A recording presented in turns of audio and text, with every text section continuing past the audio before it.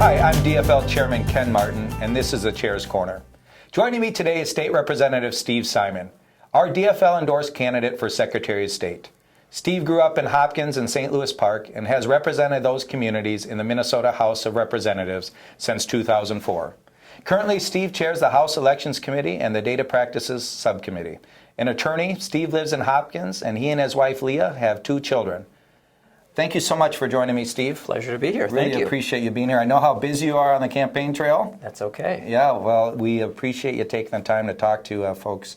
Why don't you tell people why you decided to run for Secretary of State? Well, these issues, ballot access, election reform, voter rights, have been a great passion of mine personally. But more broadly than that, I can think of no higher priority than protecting and defending and strengthening the right to vote, not just in Minnesota, but all across this country. You know, no matter what issue any of us care about, whether it's education or the environment or jobs or civil rights, any issue, all of those issues emanate from the ballot box. If you don't have good, clean, fair, honest, open elections with integrity and security, then none of that matters, because you're not going to get the people in office who are doing the things that you want to do. And that's been our American tradition. I mean, when you think about it, throughout our nation's history, we've always expanded the right to vote. It started out with white landowning men. Then it basically became all men, at least in theory, not always in practice, of course. Then women. Then ultimately in the 60s, we finally righted a century-long wrong and made sure that all people at least had the right to vote. And then in the early 70s, we even expanded the vote further by lowering the voting age to 18. So that's been our trajectory and our history. And in Minnesota, we've had a really proud tradition of building on that, and in fact leading that in the nation in terms of turnout and engagement. It's so important to so many issues in Minnesota, and that has really animated me for a long, long time. Absolutely. You know, Steve, unlike your opponent, you actually have spent a better part of your legislative career, in addition to so many other issues you've fought for. You've really taken a lead on elections and ballot access and protecting the right to vote and expanding the right to vote in the legislature. Can you talk a little bit on how you think your legislative experience will help you in this role moving forward? Sure. Well, you know, I've really been privileged and pleased over the last 10 years since I've been in the legislature to be part of some of the really big reforms that we've seen over the years, whether it's no excuses absentee voting or online voter registration. And, you know, there's one other aspect of it, too. It's not just that I was there at the time that these things were going on. You know, I chair the House Elections Committee right now, which is a great honor and a great privilege. But with that leadership comes a responsibility. And as you and some of the viewers may know, there's a particular responsibility in the last couple of years. Governor Dayton has said, he said as a candidate, and he said as governor as well, that he will only sign into law election-related legislation that has bipartisan support. Right. And what that means as a practical matter is I have had to, for the last couple of years, and really before then as a practical matter, I've had to personally reach out on a routine basis to people who might not agree with me. Right. To Republicans, to conservatives, because that's the only way we're going to get anything done. And the reason that's relevant to this office is I have a suspicion that Minnesotans, for this office in particularly, and maybe even uniquely, have an expectation that the person who's there, though they run as a Democrat and they run as a Republican, and though I'm a proud DFLer, that the person who occupies that office is not going to put their thumb on the scale. That person, to some extent, is going to be, not just to some extent, to a complete extent, is going to be an honest broker and who has in mind what's best for the state of Minnesota. And I think I've demonstrated that. So it's not just being part of some of these great reforms that open doors for people, but passing legislation itself under these circumstances, I think are consistent with some of the skills that the occupant of that office needs and that the voters of Minnesota really have demanded over the years. They want someone who's going to some extent, rise above the partisan fray and really be that honest broker. And, you know, I think, you know, the 26 years, or I think it was 24 years that Joan Grow served in that office, and I know she has been a big supporter of yours, but there's no one that sort of epitomized that ability to rise above sort of the partisan fray and approach the office of Secretary of State with the responsibility and the focus and again the nonpartisanship like Joan Grow did. And right. I know the reason she's supporting you is because she believes strongly that you'll be able to follow in her shoes, as well as Secretary Ritchie's, who really approached the office like you talked about at the beginning. How do we expand ballot access and opportunities? We're the nation-leading state in terms of voter turnout. We want to continue it that way. We want to continue to expand opportunity. We know you're going to do that as Secretary of State. So thank you so much for running for this office. You know, a big change this year in statewide election law is something that you shepherded through the Minnesota legislature. the no excuse absentee balloting law. And I know you have a very personal reason for supporting it, which right. I always appreciate hearing, because it reminds us that when we talk about public policy, there's always a human face to that. There's a story. For every person like your dad, there's millions more around this country who deal with issues that might preclude them from voting. And now, thanks to your effort, we're going to allow people to vote with ease in this state, as it should be. So can you talk a little bit about why you authored this bill and how it will help Minnesotans? Well, thank you for flagging that, Ken. I appreciate that. I would say that's my #1 legislative accomplishment, is no excuses absentee voting. And just to remind viewers, the rule in Minnesota until now has been that if you wanted to vote absentee, for the most part, you have to sign an oath. That's what it is. It's an oath under penalty of perjury saying basically you're going to be out of town that day. And that's problematic for a number of reasons. And it always occurred to me that people shouldn't have to give that kind of excuse to have to vote, to have the ability to vote from their own home. I always use the example, as you alluded to, of my father. He's 80 years old. He's got advanced Parkinson's disease. He uses a walker. He obviously doesn't drive anymore. And I always asked myself during the 6 years that I was trying to get this passed, and ultimately did, why should a guy like that, who has worked hard his whole life, has played by the rules, has done the right things, has been an excellent dad, why should he have to give an excuse to anyone for why he needs the extra bit of added convenience of voting from home? He shouldn't, and now he doesn't. Yes. And it's not just for the disabled or the homebound or the sick or the hospitalized. It's for anyone. It's for anyone who's just plain busy. What about the working people who are maybe over state lines for a few weeks on a job? Or maybe the busy mom or dad who are driving kids all over creation? Or the person who, for any other reason, just can't vote at the prescribed times. Voting used to be sort of a one-shot deal. In the 21st century, it's not. And so now, regardless of the reason, whether you have a reason or don't have a reason, any one of us can now vote absentee from our kitchen table, from our couch, so to speak. And I think that's a good thing. That's rewarding people for doing the right thing, and it's making ballot access even more intensely felt in Minnesota, and making sure that more people have that access.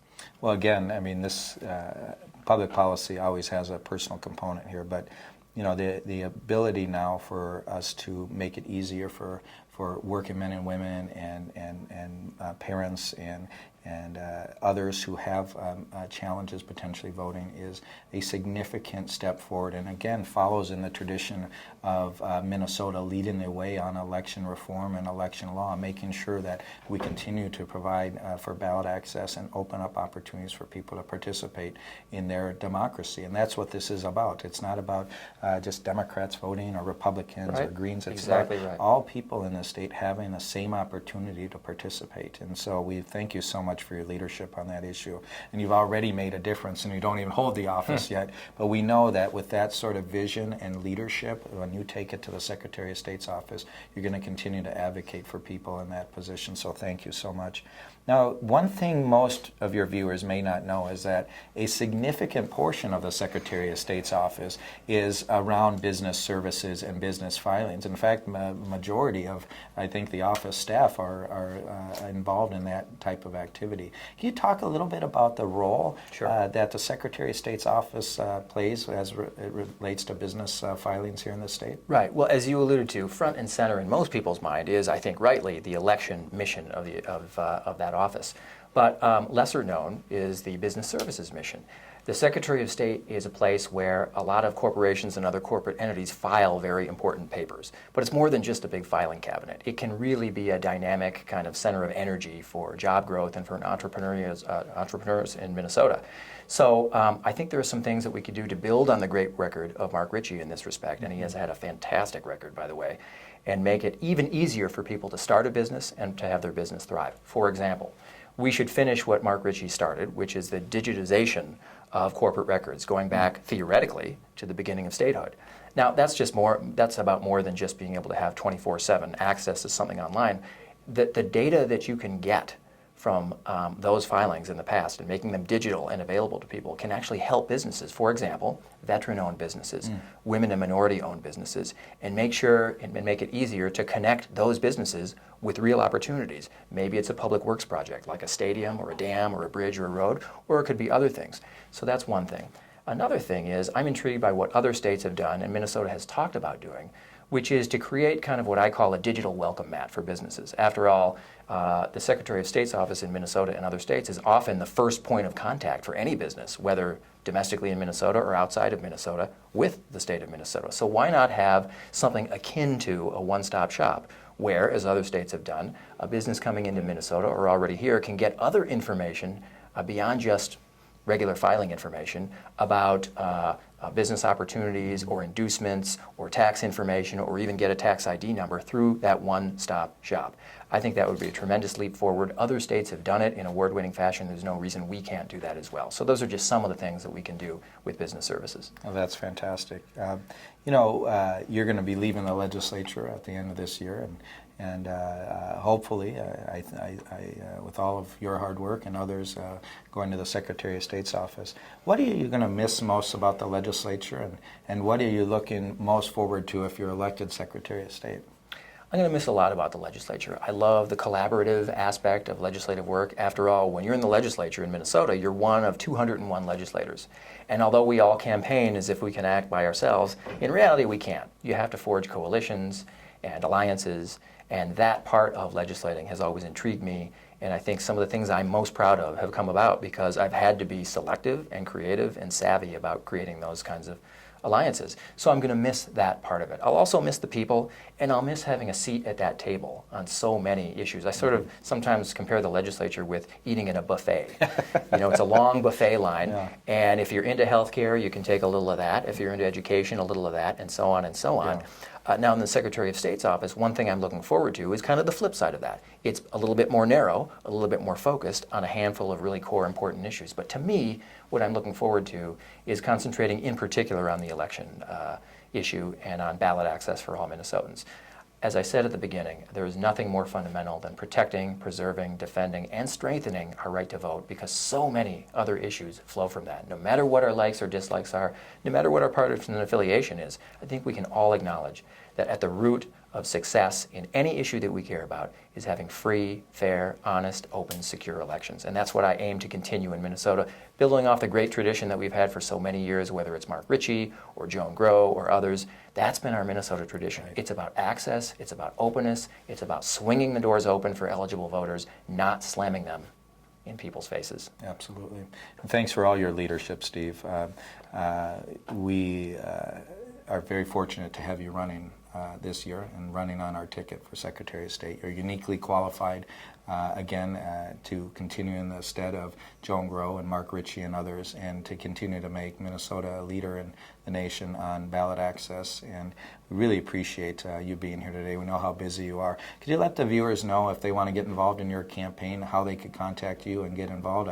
I know every vote counts, and you're going to be out there working hard to get every vote you can, including being in parades and door knocking and Right. phone banking and Right. all that fun stuff that goes in a campaign. So how can people get involved if they want to help you out? Well, a couple simple ways. They can either call 612-237-9154, or they can go to stevesimonmn.com. That's stevesimonmn.com. Those are the two easiest ways to get involved, and they can be connected, believe me, with many activities and opportunities to help the campaign, which Excellent. I would appreciate. Absolutely. Well, thank you so much for being here, Steve. Thanks we really a lot, appreciate Ken. it. No, it's my honor and pleasure. Thank you. I want to thank Steve Simon again for joining me today on the Chair's Corner. In the past few years, we've seen the important role the Secretary of State plays not only in ensuring that Minnesota has fair and clean elections, but also to ensure Minnesota business owners and nonprofits across the state have what they need to do business. Steve Simon has the right experience to continue the DFL's tradition of strong leaders serving as the Minnesota Secretary of State. As always, I appreciate your support of the DFL party. If you are interested in volunteering for great candidates like Steve, please visit www.dfl.org. Working with our DFL leaders, we will build a better Minnesota. Thank you.